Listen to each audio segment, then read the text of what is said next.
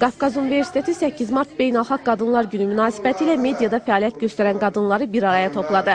Rektor Ahmet Saniç bildirdi ki, rəhbərlik etdiyi universitet media ilə əlaqələrə önəm verdiyindən ötən ildən bu təhsil ocağında jurnalistika fakültəsi fəaliyyət göstərir. O ki qaldı Azərbaycan qadınının müasir mediada roluna, rektor bunu yüksək qiymətləndirdi. Bütün sahələrdə olduğu kimi müasir medianı da qadınlarsız təsəvvür etmək çətindir. Vaxtilə mediada çalışan, hazırda isə Milli Məclisin deputatı kimi fəaliyyət göstərən Qənirə Paşayeva isə bildirdi ki, Azərbaycan qadını kütləvi informasiya vasitələrində çalışmaqla yanaşı, o həm də media qurumunda rəhbər kimi fəaliyyət göstərməlidir. Çünki buna Azərbaycan qadınının gücü və potensialı imkan verir. Bu niyə lazımdır? Bu ona görə yox ki, Qənirə xanım da qadındır, bir kapriz kimi ki, xoş gəlsin ki, baxın burada da qadınlar var. Yox, onlar bir örnəkdirlər cəmiyyətən.